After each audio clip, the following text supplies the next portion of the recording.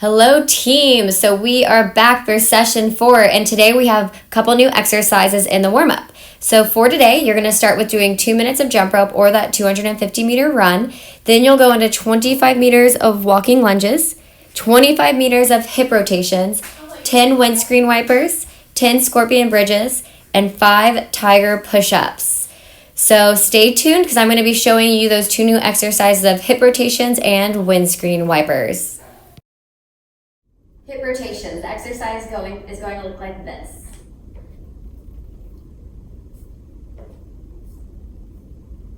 So for hip rotations, the main benefit is movement prep as well as hip mobility. So for the start position, you're going to be facing your path of travel. The motion, you're going to be stepping forward. With that opposite leg, you're going to bring it up, your knee to the chest, grabbing that knee, grabbing outside of that shin, and applying light pressure to allow those hips to externally rotate out in that hip joint, and then stepping through the opposite leg and performing on the opposite side. So for this, the rep count is going to be either that for time or distance traveled. So depending on what is prescribed in the workout for that day. So some common faults for this is a lot of people may not have their shoulder, they want to make sure that their shoulders away from their ears, or they may want to bend to try to get better rotation. You want to stay nice and tall, and you may lose your balance with that. You want to stay nice and tall, shoulders away from the ears, applying that light pressure. Don't let any spinal flexion happen. So the progression and regression for this one is really just that range of motion. So how far you're rotating that knee out. But don't push it. It's just a movement preparation exercise, and it'll progress over time. And that is the hip rotations.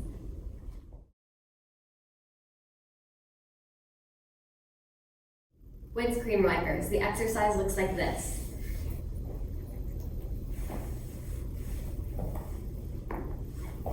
Nice cracks to the back. So for the windscreen wipers, the main benefit is hip mobility as well as working through those spiral lines. So you're going to be starting with your back on the floor, arms out, aligned with your shoulders. You're then going to bring that right foot, rolling that over to your left hand, and then repeating on the opposite side. So for this, the rep count is left and right equals 1. So going to your left side and your right side. And then some common faults are just a loss of control. So you just want to make sure that when you're doing this, you're working within your range of motion, which is most important. Just allowing a nice smooth movement through that pelvis. And the way you can progress and regress this exercise is really just through range of motion. So just work within what your range is. And that is the windscreen wipers. Okay, team, now let's jump into that warm-up. 3, 2, 1, go. Okay, now that we are all warmed up, let's look at the workout for today. The training objective is focusing on movement control, dynamic stability, and strength endurance. So for today, we're going to have 3 stations using our ATAC formula, so as many times as you can, and it's going to be completed twice. So looking at station 1 for 5 minutes using our ATAC formula, perform continuous rounds of the exercises listed from top to bottom. At the end of the 5 minutes, allow 60 seconds rest and take note of your score. Advance to station 2. Station 2 and 3, both of those stations share the same formula as station 1, but using different exercises. Allow 60 seconds rest between each station and record the scores. At the end of station 3, allow 60 seconds rest, record your score, take a moment to add up your score from all 3 stations. So, before going to that second half, if you want a personal challenge for this formula, your goal is to match the total score from the first round of all 3 stations. However, this time you can choose the order that you wish to perform each station. So, for example, you can do it in station 3, then 1, 2, or 1, 3, then 2, whatever you'd like. So this is going to give yourself the best opportunity to challenge your goals. So game on, team. And now let's look at the 2 new exercises that we have for today. Dumbbell scorpion bridges and beetle crawls.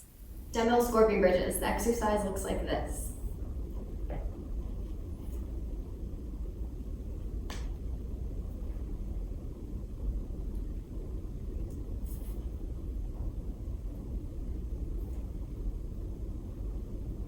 So for the dumbbell scorpion bridges, the main benefit is strengthening through that posterior chain as well as shoulder and hip stability. So for the start position, you're going to be laying supine, so on your back, knees bent. You're going to have your dumbbells at a 90-degree angle. If you don't have dumbbells, feel free to use cans.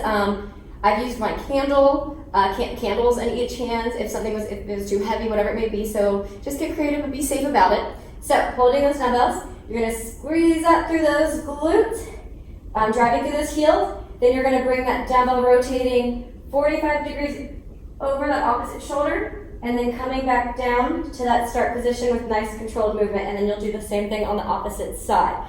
So for the rep count, left and right equals 1. Some common faults is loss of control. So you want to make sure you come down from that glute bridge, come down nice controlled vertebrae to vertebrae.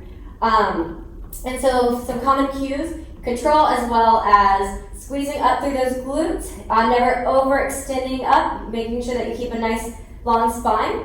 And then for this, the way you can progress and regress is through the load, as well as range of motion. So how far you're reaching up and across or over that shoulder with that dumbbell. And that's the dumbbell scorpion bridges.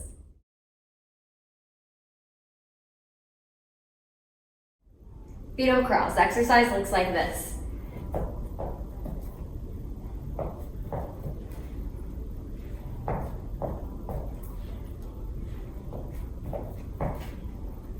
So for the fetal crawl, the main benefit is strengthening through that anterior core. It's also anti-rotation exercise and also stability through those hips and those shoulders. So for the start position, you're gonna start once again in that 4-point prone position, except you're gonna have your hands close together. Then you're gonna be stepping out with one arm. So bringing that left arm out, right foot in. So now your feet are close. And then alternating and opening up. Then going back to the other side. Out and open. So every time your hands are closed, your feet should be wide, and vice versa. Every time your feet are closed, your hands are wide. So for this, the rep count is going to the left and right is 1 repetition. So some common faults for this, very similar to the Beatles. So shoulders coming up to the ears, if you're losing control, or timing or coordination for this one. So you want to make sure that you keep your shoulders down, away from your ears, and take it slow. Just do it step by step. So out with the arms, feet in with the hands, feet out, and then open up. And then going back to that other side. For this one, some progression and regression. You can do range of motion, so very similar, like I said, to the Beatles. So how far can you reach that foot out? Load, you can also set your feet down, or using time under tension. So do one side, pause, and go out over to the other side, as well as speed. So then once you get all those, you can speed it up as well. So that is the Beetle Curl. Okay, team, so make sure that you practice those 2 new exercises. And before we start you off, just a quick tip is that if you use that first round to identify which station challenged you the most, will be key to choosing your formula for round 2. This is a great formula to test your ability to identify your personal strengths. Which station do you need the most energy for, and which station can you rely on to get you home under the most fatigue? So we're going to begin in 3, 2, 1, go!